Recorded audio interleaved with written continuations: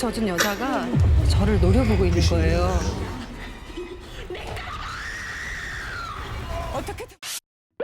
저는 어려서부터 남들이 보지 못한 것을 보았습니다. 너 지금 저거 보여? 바위에 있는 여자. 무슨 여자? 그래서 학창 시절 저의 별명은 귀신 보는 아이. 아, 그래. 이상하게 제 눈에는 사람이 아닌 것들이 보였거든요. 저 뒤에 뭐 안 보여요? 카메라 감독밖에 없는데요. 처음엔 그저 놀랍고 신기했어요. 우리 가족에게 돌이킬 수 없는 재앙이 일어나기 전까지는요. 평생 잊을 수 없는 그 끔찍한 사건은 제 나이 12살 아버지와 함께 대성리로 놀러 간 날 일어나고 말았습니다. 당시 저희 아버지는 창문 하나 없는 허름한 재본소에서 근무하셨는데 아빠! 아이고 우리 지우. 아빠 귀한 보물이 더위 먹으면 큰일 나는데 왜 나왔어? 응? 얼마나 땀을 뻘뻘 흘리며 일을 하셨으면은 퇴근한 우리 아빠의 옷이 늘 소금기로 가득했던 모습이 떠오릅니다. 아버지는 더위를 많이 타는 제 걱정뿐이셨어요. 그리고는 한 달에 겨우 하루 재본소가 문을 닫는 날 저와 함께 대성리로 물놀이를 가셨죠. 잠깐만. 친구 챙겨가야지.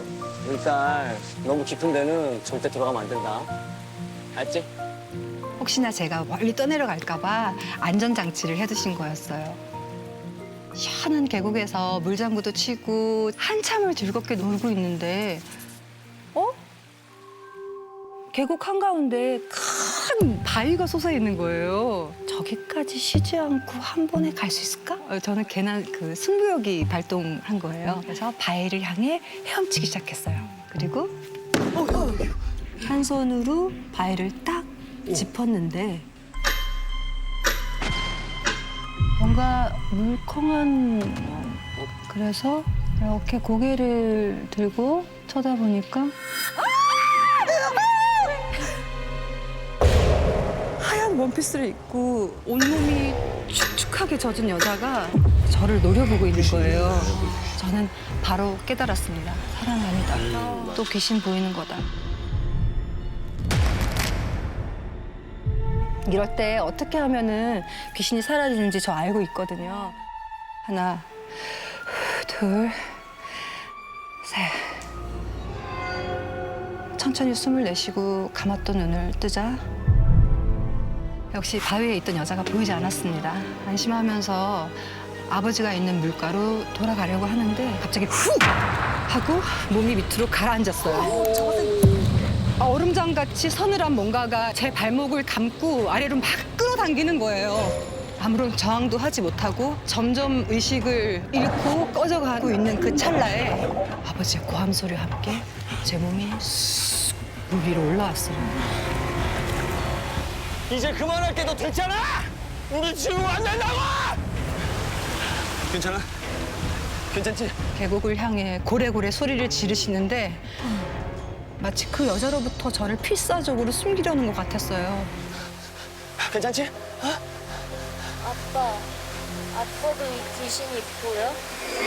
그런데 아버지가 아무런 대답도 없이 지우야, 오늘 일 엄마한테 절대 말하면 안 된다. 알았지? 아빠 말 무슨 말인지 알지? 가자. 신신당부하시면서 그 후 일주일이 지난 어느 날 밤 뚝뚝 물이 떨어지는 소리가 들렸어요. 처음엔 대수롭지 않게 생각을 했죠. 그런데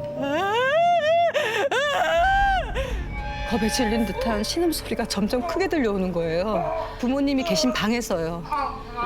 불길한 생각에 황급히 거실로 나갔는데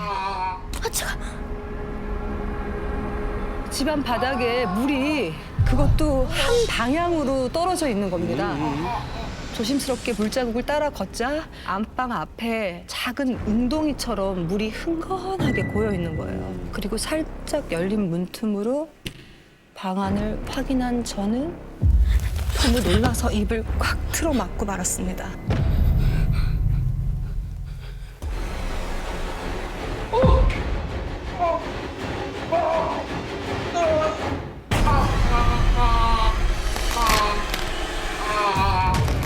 계곡에서 본 그 여자가 아버지를 죽일 듯이 노려보고 있었습니다. 그리고는 원한의 사무친 목소리로 이렇게 외치는 거예요. 내 거야. 내 거라고!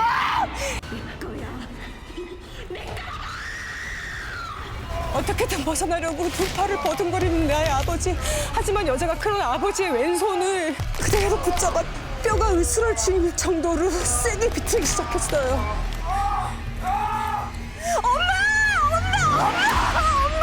이게 무슨 소리야?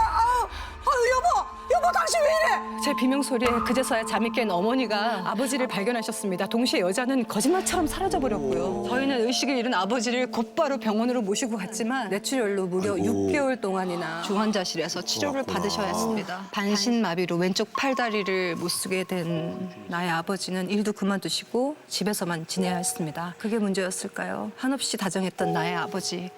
나의 아버지가 점점 변하기 시작했습니다. 당신 어디 갔다 왔어? 남자 만나고 왔지. 하루아침에 가장이 된 어머니는 굳은 일도 마다 않고 돈을 벌어 오셨는데 조금이라도 늦게 퇴근한 날이면 온 집안이 뒤집어지고 말았죠. 그 귀신만 아니었으면 우리 가족이 이렇게 되지 않았을 텐데. 나에게서 행복을 빼앗아간 그 여자를 저는 원망하고 또 원망했습니다.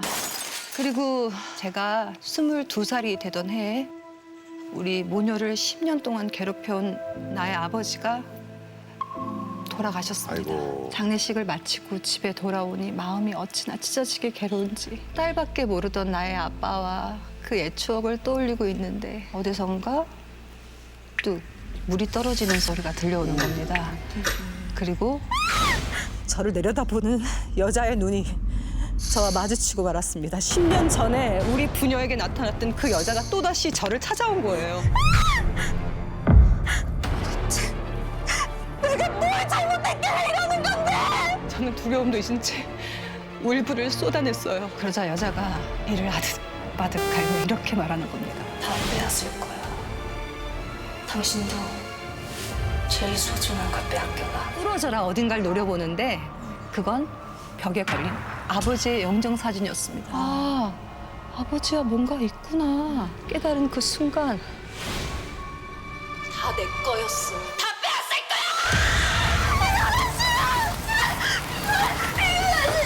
그리고 뼛속까지 시릴 정도로 차가운 손으로 제 발목을 잡아당기는데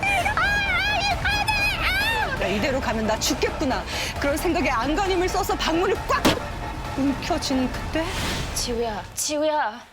어머니의 외침에 눈을 떠보니 여자는 사라지고 없었습니다. 이거 다 꿈이었다고? 그런데 너 여기 발목이 왜 이래? 푸르고 검게 변해 있는 발목.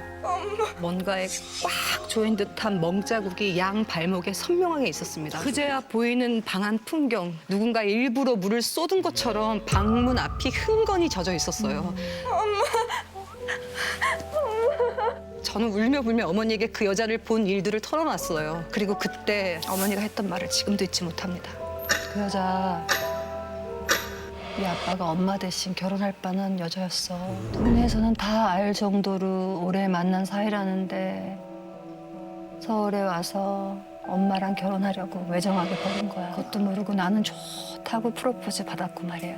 그런데 알고 보니까 네 아빠가 준 결혼 반지 그 여자 거였어. 헤어지기 싫다고 울며 불며 매달리는 여자를 그 양반이 인정 사정 없이 패대기를 치고 억지로 반지까지 빼앗았던 거야. 엄마 어떻게 아냐고? 결혼하고부터 꿈에 웬 여자가 물을 뚝뚝 흘리면서 자꾸만 나타나는데 내가 무서워서 살 수가 있어야지. 참다가 네 아버지한테 얘기를 했더니 그제서야 그 끔찍한 비밀을 털어놓는 거야. 그 여자 네 아빠한테 버림받고 얼마 못 가서 저 먼 바다에 스스로 몸을 던졌다. 어머니는 상상도 못한 진실에 큰 충격을 받았지만 자식까지 낳은 마당에 뭘 어떻게 할 수 있었겠어요. 그저 그 소름 끼치는 금반지를 당장 손에서 빼내서 장롱 깊숙한 곳에 묻어뒀대요. 그 후로는 그 여자가 꿈에 나타나지를 않아서 완전히 잊고 살았었는데 제가 12살이 되던 해 저와 아버지 앞에 다시 나타난 거였습니다. 자신을 사랑하는 두 여자를 배신하고 씻을 수 없는 상처를 준 남자. 저는 아버지의 그 숨겨진 진짜 얼굴에 배신감을 느끼고 한동안 크게 앓고 말았습니다. 그리고 며칠 뒤에 지우야, 잠깐만 이리 좀 나와봐라. 밖에 다녀오신 어머니가 저를 부르시는 거예요. 방금 시장에서 제일 이쁜 걸로 골라왔어. 엄마랑 이제 그 사람들 보내주러 가자. 어머니는 저를 데리고 집 옥상으로 올라가셨고 그리고 두 손을 모아 간절한 목소리로 이렇게 비셨죠. 나도 남편을 먼저 떠나보냈으니 당신도 이제 그만 용서해줘요. 이 꽃인 신고 저 세상까지 마음 편히 떠나시구려. 거기서 그 남자 만나거든 못 이룬 사랑 이루시고. 신문지로 싼 뭔가를 여자 그 신발 안에 넣은 다음에 경건하게 불을 붙였습니다. 기도가 끝난 뒤에 타고 남은 재를 쓸어 담을 때 딸그랑 그 소리를 내며 뭔가 떨어지는데 그건 아버지가 자신을 사랑하는 여자에게서 빼앗았던 그 금반지였습니다. 어느덧 제 나이 45살, 한 남자의 아내이자 한 아이의 엄마가 되고 나니까 이제야 조금 알겠더라고요. 그날 어머니가 어떤 마음으로 그 꽃신을 태우셨는지, 그토록 긴 세월 동안 자신을 버린 남자를 잊지 못했던 그 여자, 저 세상 어딘가에서 아버지를 만났을까요? 그리고 사무쳤던 그 한도 풀었을까요?